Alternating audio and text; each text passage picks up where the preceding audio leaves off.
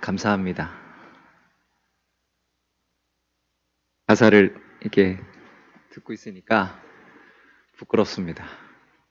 솔직히 부끄럽습니다. 우리 여호수아 7장 1절부터 13절까지 말씀 보도록 하겠습니다.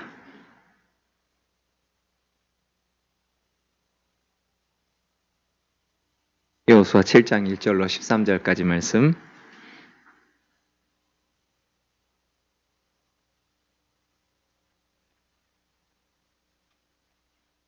찾으셨으면 우리 한 절씩 교독합니다. 1절부터 교독합니다. 자, 1절입니다. 이스라엘 자손들이 온전히 바친 물건으로 말미암아 범죄하였으니 이는 유다 지파 세라의 증손 삽디의 손자 갈미의 아들 아간이 온전히 바친 물건을 가졌음이라. 여호와께서 이스라엘 자손들에게 진노하시니라.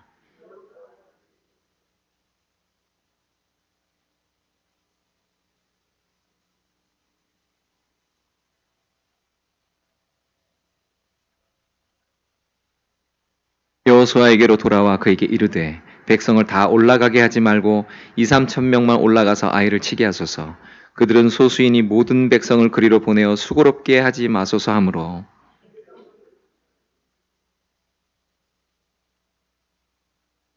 아이 사람이 그들을 36명쯤 쳐 죽이고 성문 앞에서부터 스바림까지 쫓아가 내려가는 비탈에서 쳤으므로 백성의 마음이 녹아 물같이 된지라.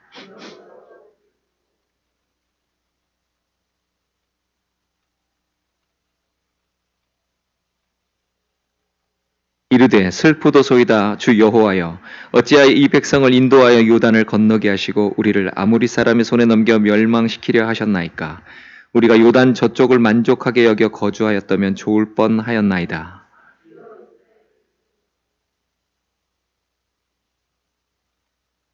가나안 사람과 이 땅의 모든 사람들이 듣고 우리를 둘러싸고 우리 이름을 세상에서 끊으리니 주의 크신 이름을 위하여 어떻게 하시려 하나이까 하니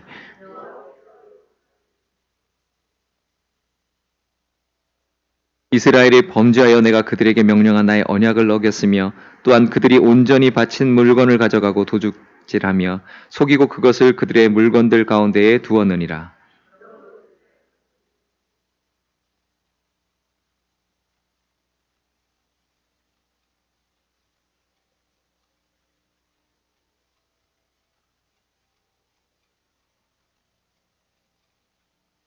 너는 일어나 같이 하시자. 너는 일어나서 백성을 거룩하게 하여 이르기를 너희는 내일을 위하여 스스로 거룩하게 하라.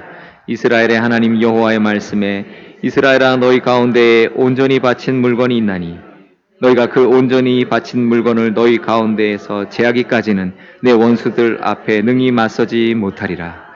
아멘.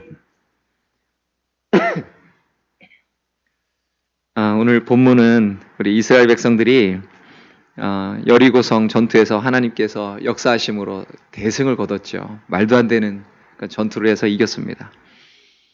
그 뒤로 계속해서 북서쪽에 위치한 아이성과 이 베델 성 공략에 이제 나서게 되는 것이죠. 그런데 그곳에서 전혀 예기치 않았던 패배를 경험하게 되는 그런 사건을 오늘 기록하고 있습니다.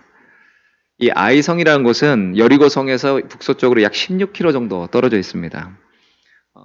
아이성은 그 해수면 밑으로 약 250m 정도 이렇게 가라앉아 있는 곳이라면 오히려 이곳은 약 해발 518m 정도 돼요. 그러니까 이 폭이 한 800m 정도 이렇게 되는 것이죠. 그곳으로 가파르게 이제 솟아오르면서 땅의 중간에 위치한 땅에 이렇게 솟아오른 땅에 위치한 그 중간 정도 크기의 성읍이었습니다. 근데 그곳에서 그곳은 이제 길갈에서 나와서 이 내지 쪽으로 들어가는 아주 중요한 루트예요. 그렇기 때문에 이 중앙 산봉우리 끝에 이 전략적으로 위치한 성읍이 바로 이곳입니다. 그러니까 이것을 차지하는 게 굉장히 중요하겠죠. 근데 2절을 보니까 여호수아는 우선 그 땅으로 정탐꾼을 보내요. 그러자 3절에 정탐꾼이 돌아와서 보고를 합니다. 백성을 다 올라가게 하지 말고 2-3천 명만 올라가서 아이를 치게 하소서. 그들은 소수이니 모든 백성을 그리로 보내어 수고롭게 하지 마소서. 이렇게 말씀을 해요. 그래서 4절에 보니까 3천 명 정도가 이제 나가서 전쟁을 하러 이제 올라갔습니다. 근데 문제는 너무 쉽게 이길 줄 알았어요. 그냥 쉽게 정복할 줄 알았어요. 저 여리고 성도 정복했는데 이 정도는 얼마든지 할 줄 알았어요. 그런데 오히려 패퇴하고 도망가는 일이 벌어졌습니다. 백성 중 3,000명쯤 그리 올라갔다가 아이 사람 앞에서 도망하니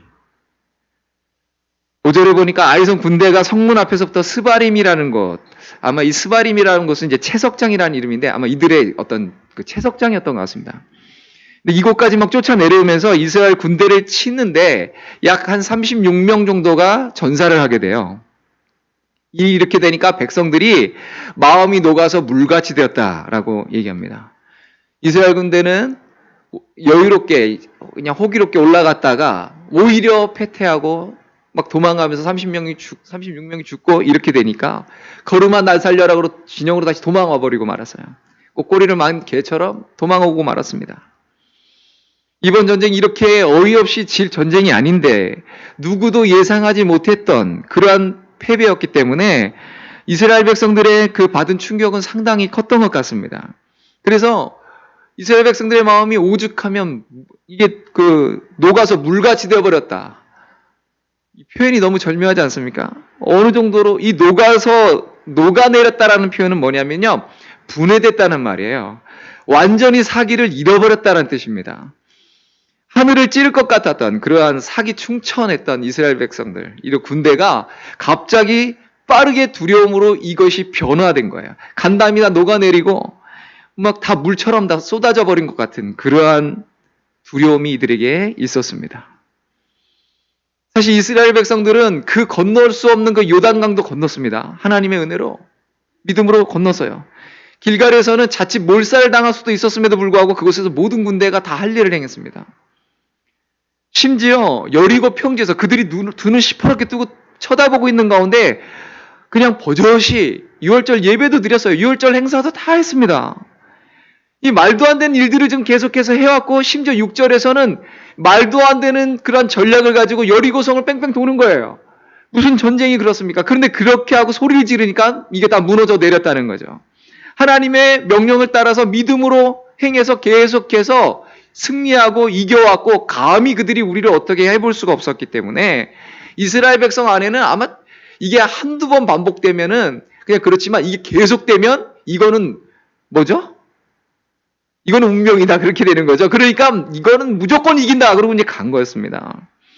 여리고성에서 말도 안 되는 그러한 대승을 거뒀는데 이제 이들에게는 거칠 것이 없었고 두려워할 것이 없었고 오직 필승만 있는 거예요. 그냥 가면 무조건 이긴다라고 해서 갔는데 그것을 조금도 의심하지 않았는데 그래서 묻지도 않고 따지도 않고 묻었는데 이해되시죠? 네. 묻지도 않고 따지도 않고 그냥 돌격 앞으로 했는데 이게 웬일입니까? 오히려 패퇴돼서 도망가게 되었다는 말입니다. 인간적으로는 불가능해 보이던 성에서는 말도 안 되게 이겼는데 이거는 어떻게 해볼 만한데 거기서 오히려 당했다? 이게 도대체 무슨 일이죠? 도대체 아이성 전투에서 왜 그런 일이 벌어졌는지, 왜 그런 패배를 하게 되었는지 그 이유가 뭘까요? 하나님께서 지금까지 너무 많이 이 능력을 행하셔가지고 힘이 조금 빠지신 건가요? 사실 이 두 번째 전투에서 졌다는 얘기는 하나님께서 여호수아를 통해서 내가 함께 하겠다라고 하는, 그래서 어디로 갔는지 이기게 하시겠다라고 하는 이 약속이 어떻게 보면 깨진 거잖아요. 그렇죠? 그러면 하나님의 약속을 순간 불신하게 되는 거예요. 아니, 이게 어떻게 된 일이지? 뭐가 잘못된 거지? 한 20번쯤 싸우다가 한 번 졌으면 그래, 어떻게 계속 이기냐, 한 번 질 수도 있지, 이렇게 하겠지만 이제 겨우 두 번 싸웠단 말이죠. 근데 이제 겨우 두 번 싸웠는데 여기서 그냥 와장창 이렇게 됐다? 물론 전쟁이라는 게 이길 수도 있고 질 수도 있는 거지만 그러나 이 가나안 정복 전쟁은 조금 성격이 달라요. 왜냐하면 하나님께서 약속하신 그러한 땅이었고 약속하신 전쟁이었고 하나님께서 약속하셔서 함께 하시겠다고 한 그런 전쟁이었기 때문에 이 패배한다는 건 말이 안 되는 거예요. 있을 수가 없는 일이에요. 있을 수도 없고 있어서도 안 되는 일인데 오늘 일이 벌어졌단 말이죠. 지금까지 이스라엘 백성들이 뭐가 군사력이 뛰어나서 이겼습니까? 아니면 뭐가 대단한 뭐가 있어서 그런 일들을 행했습니까? 그렇지 않잖아요. 애굽에서 구원해내신 그 하나님의 그 강한 팔이 함께 하심으로, 구름 기둥과 불 기둥으로 인도하신 그 하나님께서, 그 위대하신 하나님께서 함께 하셨기 때문에 가능한 것이죠. 그렇기 때문에 그 강한 그 가나안 족속들이 이스라엘 백성들의 이런 행보를 보고 간담이 다 녹아가지고 성문 꽁꽁 걸어 잠그고 밖으로 안 나온 거 아니에요. 근데 여기서 졌다? 그럼 이건 전세가 지금 바뀌었다는 얘기죠. 저희들이 함께 한다고 하던 하나님이 쟤들과 이제 더 이상 함께 안 하나 보다. 이렇게 되는 거죠. 우리와 함께 하시던 하나님이 우리와 이제 더 이상 함께 하지 않는가 보다. 이렇게 되는 거죠. 그러면 말이 달라지는 거예요. 하늘을 찌를 듯한 이 사기 충천했던 이들이 이제 더 이상 하나님이 우리와 함께하지 않는가라고 하는 이 불안, 이 두려움, 그리고 하나님을 향한 순간 이 불신의 마음까지 들었을 수도 있죠. 그냥 마음이 물같이 다 녹아져서 이 패배와 이 두려움에 사로잡히게 되었단 말입니다. 그렇게 되면 어떻게 되겠어요? 반대로 저 가나안 족속들은 이것 봐라, 이때 연합해가지고 빨리 저들 쳐버리자. 그리고 연합전선 구축해서 이걸 쳐버리면 이스라엘 백성들은 꼼짝없이 다 몰살되는 거예요. 심각한 위기가 이들에게 닥친 것이죠. 그래서 여호수아와 그 장로들은 지금 아주 비탄한 심정으로 하나님 앞에 옷을 찢고 그 앞에 엎드려서 머리에다 막 티끌을 뒤집어 쓰고 지금 저물도록 하나님 앞에 부르짖기 시작했습니다. 도대체 이스라엘 백성들은 왜 이 전투에서 패해야만 됐습니까? 도무지 이해가 안 됩니다. 저 여리고도 무너뜨렸는데 어떻게 이럴 수가 있죠? 왜 하나님께서는 이스라엘 군대가 지는 것을 그대로 방관하고 계신 걸까요? 혹시 우리 중에 이렇게 생각하는 분 혹시 있을 수도 있습니다. 그 겨우 한번 진 거 가지고, 그리고 보니까 물론 36명이나 죽어서 그분들은 누군가의 아버지고 남편이고 자식이기 때문에 그들에게 참 마음 아픈 일이지만, 그래도 전쟁 전체를 놓고 봤을 때는 솔직히 36명 정도 죽었으면 그렇게 많이 죽은 건 아니네. 한 1000명쯤 죽고 왔으면 이거 큰일 났다 그러겠지만, 그렇지 않아요. 3000명 가서 한 36명 죽고 왔는데 무슨 대단한 큰일이 난 것처럼 그렇게 오두방정 떨 일이 아니다. 너무 침소봉대하는 거 아니냐라고 얘기할 수 있겠죠. 혹시 그런 마음 드시나요? 그런데 하나님께서는 오늘 이스라엘 백성들에게 이번 전투가 패배한 이유를 말씀해 주셨습니다. 그 이유는 첫째로 이들이 교만했어요. 너무너무 교만했다고요. 이 사람들은 지금까지 너무 행보가 하나님께서 함께 하셨기 때문에 이건 그냥 무조건이야 그러면서 앞으로 막 가는 거예요. 승리한 직후에 사실은 어떻게 보면 약간 자만에 빠졌을 수도 있습니다. 여리고성을 그저 돌기만 하고 소리가 하면 꽉 질렀는데 그냥 와장창 다 무너져 버려요. 이거는 말도 안 되는데 무너졌다. 이거 너무 신나는 일이잖아요. 진짜 우리 하나님 정말 대단하시다. 그냥 이건 뭐라고 표현이 안 되잖아요. 여리고 정복 사건으로 사기 충천하고 말이죠. 그리고 여호수아의 명성이 온 땅에 막 퍼져가고, 이렇게 됐는데 갑자기 7장에 가서 그냥 꼬꾸라져 버렸으니까 이게 참 안타까운 거죠. 이 백성들의 마음에는 순간 이게 뭐지라고 했을 것입니다. 사실은 이 부분이 우리에게 주는 교훈이 있어요. 뭐냐면 우리는 항상 섰다 한즉 넘어질까 조심해야 되는 거예요. 안전하다, 평안할 때 넘어져요. 우리가 이만하면 됐지라고 할 때 넘어져요. 특별히 하나님의 큰 은혜를 받았을 때 그때 정말 조심해야 돼요. 왜냐하면 그때가 넘어지기 아주 절호의 기회가 돼요. 여리고 성에 사람들을 보냈을 때, 정탐을 하러 보냈을 때는 정탐꾼이 와서 보고를 하죠. 그래가지고 거기에 대한 전략을 좀 잘 이렇게 짜고, 이 아이성에서 좀 이렇게 전략을 잘 짜고, 그러면서 하나님께 좀 기도하고 이래야 되는데, 여리고 때하고 아이성 때하고 달라요. 지금 모습이 좀 다르다고요. 그러니까 한마디로 좀 만만하게 본 거죠. 저 정도쯤이야 그냥 식은죽 먹기다 그래가지고 보고하는데 이 사람들이 뭐라고 보고하냐면 다 갈 것도 없습니다. 한 2-3천 명만 가도 그냥 가서 콧방귀만 한번 껴도 그냥 다 무너뜨리겠습니다. 이렇게 된 거죠. 그런데 실제로 그 땅의 인구가 나중에 보면 한 12,000명 정도가 돼요. 그러니까 이 사람들이 아까도 말씀드렸죠. 이 지형이 어떻게 됐다고요? 위로 가파르게 500고지예요. 518m, 보통 이거 해발 518m예요. 518m가 낮아 보이십니까? 가파른데? 예전에요, 여기 남자분들 해보셨죠? 행군 해보셨죠? 저희가요, 가다가 예전에, 그냥 행군을 하는데, 훈련한다고 이제 저희는 출발하면 육군들은 왜 이렇게 행군을 해요? 근데 가는데, 이게 이제 비가 오니까 판초이라는 걸 뒤집었으니까 이거 땀도 이게 발산이 안 되고 아주 죽겠는 거예요, 진짜로. 그런데다가 앞에 산이 하나 나타났는데 이렇게 생겼어요. 아니, 저게 어떻게 넘어가지 싶은데 거길 넘어가라는 거예요. 그래가지고 막 올라가다가 막 미끄러우니까 막 자빠지기도 하고 막 미끄러지고 막 난리가 났어요. 그리고 하여간 어떻게 넘어갔어요. 이야. 근데 그게요, 해발 200m래요. 200고지밖에 안 되는데 거기 넘어갔는데 낙오하게 생겼더라고요. 이거 너무너무 힘든 거예요. 그러니 500m를 가파르게 올라가는데 거기가 어서 오십시오로 길 닦아놨겠습니까? 그렇지 않잖아요. 그러니까 거기를 올라가야 되는데 또 거기에 인구가 12,000명 있었으면 최소한 군대라는 게 있을 거 아니에요. 한 4분의 1 정도 쳤을 때, 한 3분의 1이나 4분의 1 쳤을 때, 그 전투 병력이 비슷할 거 아닙니까? 여기도 그 정도 가족이 있었을 거 아니에요. 그러면 보통 이 수성을 하고 있는 여기를 공격하려면요, 약 3배에서 5배 정도가 전력이 강해야 이거를 정복할 수 있대요. 군사적인 그런 입장에서 봤을 때. 그런데 도대체 무슨 근거로 3,000명만, 2,000명에서 3,000명만 올라가라고 보고를 했을까 모르는 거죠. 그러니까 굉장히 자만하고 있었다는 게 여기서 여실히 드러나고 있는 거예요. 이들이 그렇게 만만하게 보고 자신만만하게 여기고, 그리고 거기에 대해서 하나님께 기도도 안 해보고 그냥 오케이 그러고 그냥 가서 올라갔는데 이 일이 벌어진 것입니다. 아이성쯤이야 능히 이길 수 있다. 이런 일쯤이야 능히 할 수 있다. 지금까지 우리 이렇게 해왔으니까 요 정도는 그냥 특별히 기도 안 해도 할 수 있다라고 생각하는 순간 넘어지는 겁니다. 우리 교회가 이걸 조심하셔야 돼요. 이걸. 됐다. 이 정도면 됐다. 평안하다. 요 정도는 옛날에도 그냥 해왔어. 원래 이 정도는 그냥 해왔어. 요 정도는 쉽게 할 수 있어라고 할 때, 요때 넘어질 수 있어요. 조심하셔야 돼요. 이 아니란 마음에 빠지는 순간 패퇴합니다.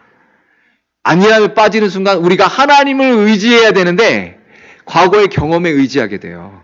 하나님을 의지해야 되는데 내가 갖고 있는 다른 거에 의지하게 된다니까요. 이게 우리의 삶의 모든 전반에 다 동일하게 적용되는 부분이에요.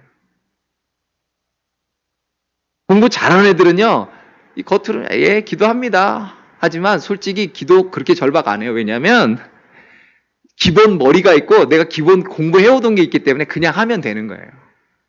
특별히 하나님께 그렇게 매달리지 않아도 그냥 해왔던 것 그냥 하면 돼. 그냥. 몸이 워낙에 튼튼한 사람은요, 특별히 건강을 위해서 기도 안 해도요, 나 원래 건강한데, 나는 예전부터 원래 건강해서, 난 원래 감기도 잘 안 걸려. 이런 사람들 있잖아요. 근데 조심하셔야 되는 거예요. 오늘 여기처럼 한 방에 훅 가는 수가 있습니다. 이렇게. 우리가 여리고성 같은 이 정도도 넘었는데 이것까지야. 이 정도야. 하는 요 교만한 마음, 오만한 마음으로 이들이 무너지는 거예요. 오늘 작다고 만만하게 보면 안 돼요. 여러분, 우리가요, 특별히 하나님의 큰 은혜를 받았을 때, 그때 조심하셔야 돼요. 우리 그래서 어떤 그 부흥 집회나 수련회나 이런 걸 갔다 온 다음에 조심하셔야 돼. 왜냐하면 그때가 넘어지기가 딱 좋아요. 아마 다들 여러 번 경험을 해보셨을 줄로 압니다. 저도 그 경험자 중에 하나입니다. 저는 신학교 1학년 때 별명이요, 김목사였어요. 진짜로 1학년 때부터 사람들이 저를 목사라고 불렀다니까요. 얼마나 제가 경건했는지. 정말로요. 정말로 그랬어요, 진짜. 저는 제가 생각해도 참 너무 경건했어. 참 뛰어난 영성을 가지고 늘 사람들을 이렇게 말씀으로 권면하고, 내가 기도해 줄게. 이러고 그러면서, 기도하면 하나님께서 막, 은혜 주시니까 내가 가가지고 막 얘기하면, 어머나! 막 이런 얘기 듣고 이런 거. 이렇게 좀 할만하잖아요. 그래가지고 남들이 다 그러니까 난 김 목사인 줄 알았어요. 김 목사는 무슨 한 방 훅 가니까요. 그냥 한 방에 훅 가요, 제가. 진짜로 그래요. 넘어지기 시작하는데요. 완전 영적인 도미노가 일어나는데요. 다다다다다닥 무너지는데 나중에요. 정말 이보다 더 내려갈 수가 있겠는가 싶을 정도로 제가 막 내려가더라고요. 그때의 그 갈급함은요. 말로 할 수가 없어요. 겉으로야 여전히 전도사죠. 그때는 전도사니까. 여전히 전도사예요. 사역자예요. 여전히 말씀 가르쳐요. 앞에 찬양 인도도 해요. 그런데 내 속은 지옥이에요. 완전히. 못 견디겠어요. 못 견디겠어요. 그냥 관두고 싶은 그런 마음이요. 정말 하루에 12번도 더 들어요. 그런 지경에까지 가더라고요. 왜요? 교만하니까. 교만하니까 진짜 넘어지더라고요. 교만하니까. 우리가 하나님께서 주시는 것들, 은혜 또는 어떤 재능들, 특별하게 하나님께서 원래 타고나게 하셨던 뭐 체력이나 어떤 이런 뭐 지적인 수준이라든가 뭐 이런 것들 있잖아요. IQ가 원래 이렇게 잘하면서 어떻게 됐는지 모르지만 참 뛰어난 사람들도 있어요. 그런데 조심하셔야 돼요. 조심하셔야 돼요. 자만에 빠지는 순간 패퇴되는 거예요. 그래서 승리 이후에 조심하셔야 되는 거예요. 사단은 우리가 은혜 받았다, 승리했다 하는 그때를 노리고서 잽싸게 안다리 밭다리 뒤집기 해가지고 우리를 넘어뜨려요. 그래서 끊임없이 살펴서 기도하셔야 됩니다. 두 번째는 우리 하나님께서 우리에게 경고하시는 거는 아이성 전투가 왜 지게 됐느냐? 바로 바친 물건 때문에 그렇다라고 말씀을 하는 거예요. 11절에 보면 이스라엘이 온전히 범죄하여 내가 그들에게 명령한 나의 언약을 어겼으며 또한 그들이 온전히 바친 물건을 가져가고 도둑질하며 속이고 그것을 그들의 물건들 가운데 두었느니라 라고 말씀을 해요. 이 온전히 바친 물건이라는 표현이 오늘 1절부터 13절까지 몇 번 나오게요? 몇 번 나오게요? 온전히 바친 물건이라는 표현은 6번 나옵니다. 그리고 온전히 바친이라는 표현은 7번 나옵니다. 도대체 온전히 바친 물건이라는 게 뭐길래 하나님께서 이러시는 거죠? 여호수아 6장에 보면 하나님께서 여리고성을 함락할 때 이스라엘에게 내리신 명령이 하나 있었어요. 6장 18절입니다. 너희는 온전히 바치고 그 바친 것 중에서 어떤 것이든지 취하여 너희가 이스라엘 진영으로 바치는 것이 되게 하여 고통을 당하게 되지 아니하도록 오직 너희는 그 바친 물건에 손대지 말라예요. 이 온전히 바친 물건이라는 말은 들어보신 분 계실지 모르겠습니다. 헤렘이라는 뜻이에요. 헤렘. 헤렘이라는 말은 받쳐졌다라는 뜻이고요. 전쟁 상황 가운데서는 진멸이라고 쓰입니다. 그러니까 이스라엘 백성들 중에 지도자급에 있었던 이 아간이라는 사람이 하나님께 바쳐진 이것을 자기 것으로 취하는 일이 벌어졌어요. 레위기 27장 28절 29절에 보면 어떤 사람이 자기 소유 중에서 오직 여호와께 온전히 바친 모든 것은 사람이든지 가축이든지 기업에 바치든지 팔지 못하고 무르지도 못하나니 바친 것은 다 여호와께 지극히 거룩함이며 온전히 바쳐진 그 사람은 다시 무르지 못하나니 반드시 죽일지니라 이렇게 되어 있습니다. 그러니까 하나님께 드려졌다는 건 굉장히 특별한 의미예요. 하나님께 온전히 다 봉헌물로 드려졌다는 의미도 있고 전쟁 상황에서는 하나님 앞에서 다 진멸한다는 뜻도 있어요. 이 여리고성을 정복하면서 하나님께 다 바쳐라, 즉 진멸하라 하는데 하나님은 자비 하나님이라고 하시는데 어떻게 여리고성에 이렇게 잔혹하게 이렇게 가혹한 이러한 일들을 하게 하시는가 하는데요. 여기에는 좀 의미가 있어요. 여리고성을 온전히 바치라고 하는 이 말에는 가나안 땅 그리고 이 여러 민족에 대한 하나님의 아주 준엄한 심판이 거기에 담겨 있습니다. 이 여리고라는 지역은요 원래 달신을 섬겨요. 달의 여신. 근데 이 우상 숭배가 아주 만연해 있는데 그 당시 그 가나안 근동에 여러 신들이 있거든요. 그 우상들이 있는데 대부분 어떤 신들이냐면 굉장히 성적으로 문란해요. 그리고 아주 잔인합니다. 그리고 굉장히 폭력적이에요.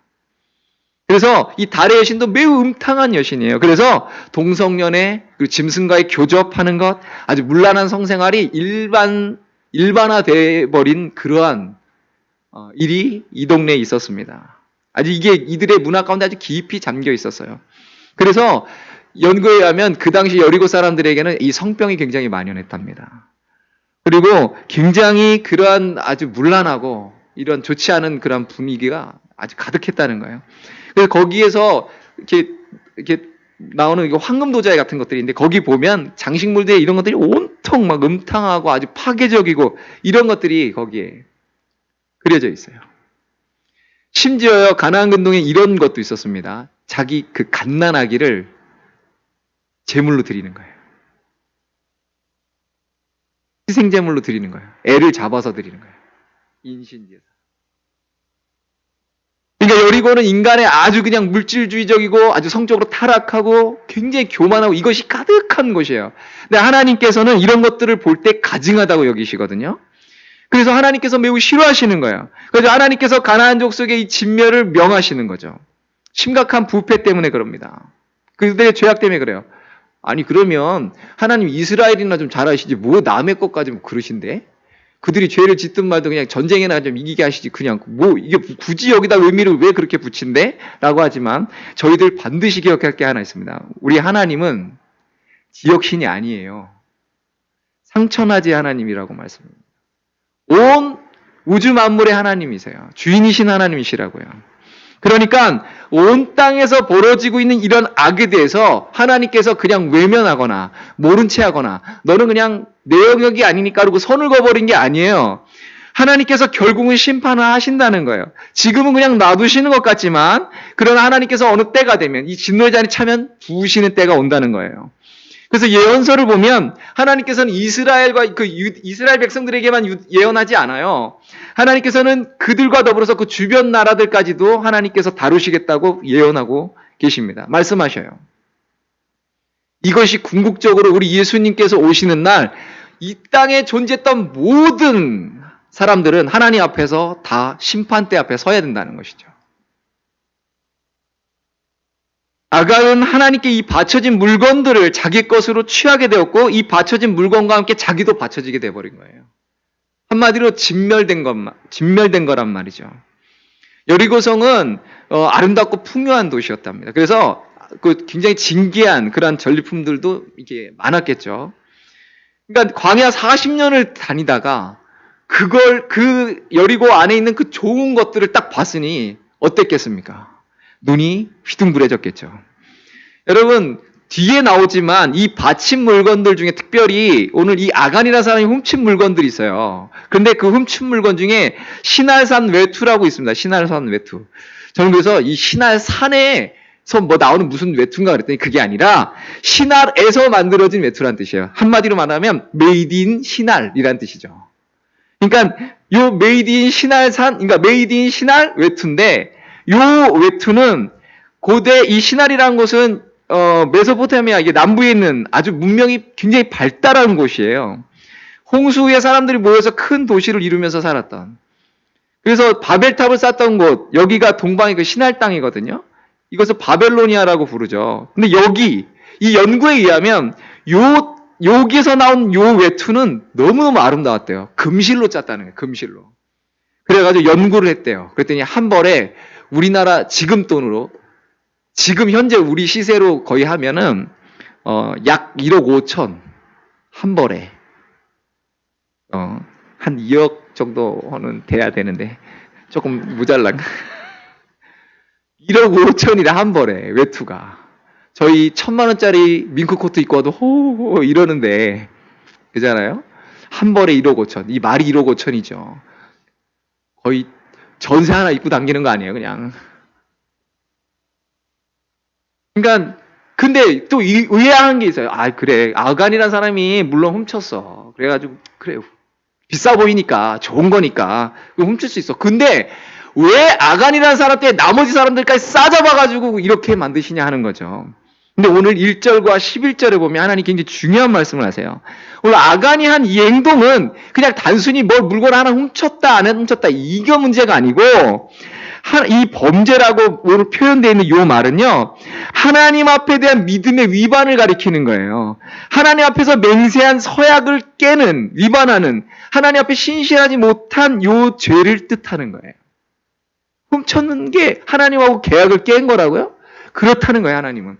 이 물건의 의미는 바쳐진 거기 때문에, 특별히 하나님과 언약 가운데 지금 행해지는 거기 때문에, 이것을 훔쳤다는 것은 하나님과 언약을 깨는 것이 되는 거예요. 아주 심각한 행위였다는 것이죠.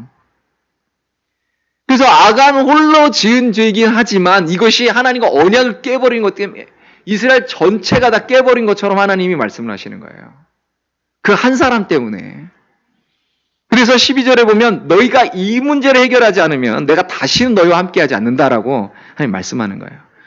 여러분, 우리 공동체가 굉장히 중요합니다. 우리 교회 주의 이름으로 하나 이게 모인 우리 공동체 굉장히 중요한데, 우리 한 사람 한 사람은 그냥 한 사람이 아니에요. 나 하나가 중요한 거예요. 나 하나쯤이야라고 가면 무너지는 거예요.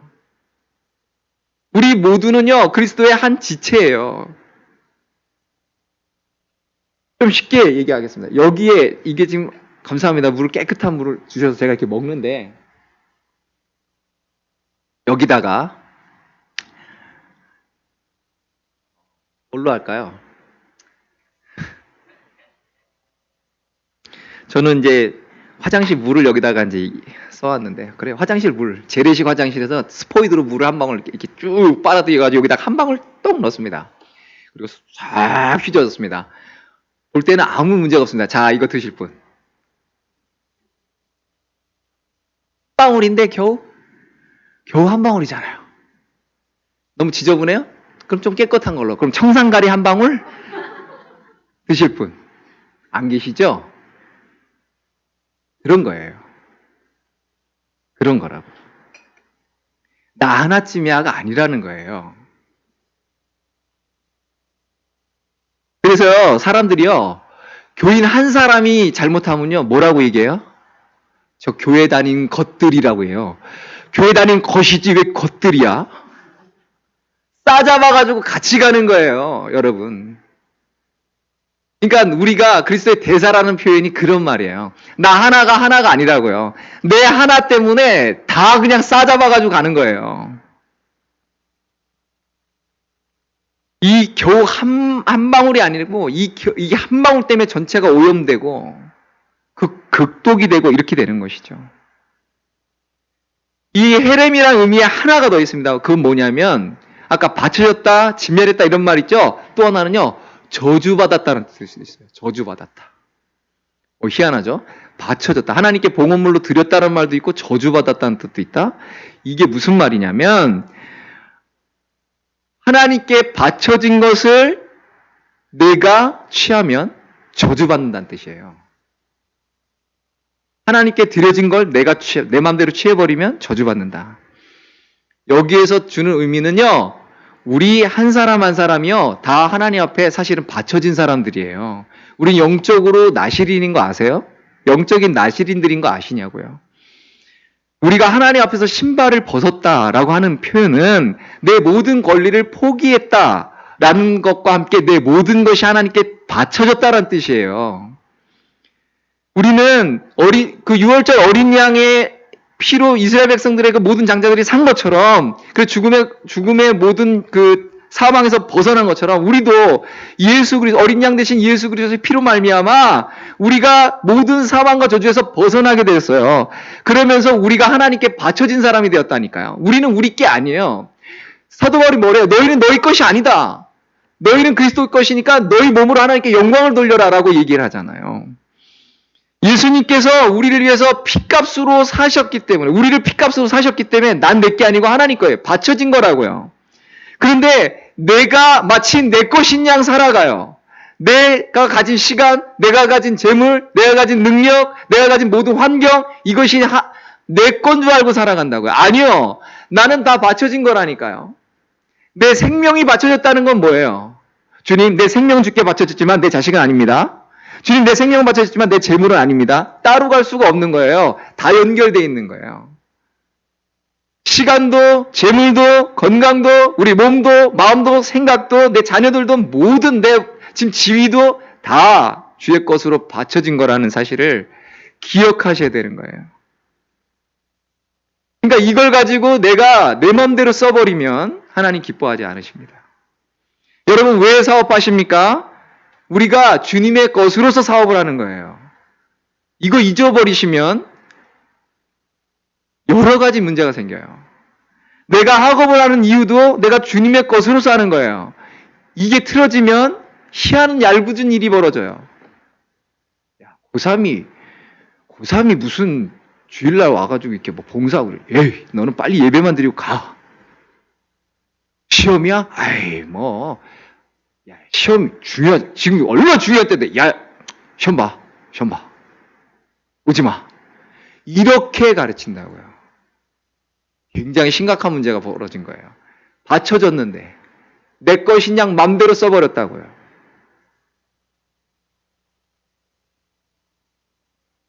우리가 하는 모든 일은 주님께 바쳐진 것으로서 해야 되는 거예요. 주님을 위해서 하는 거예요.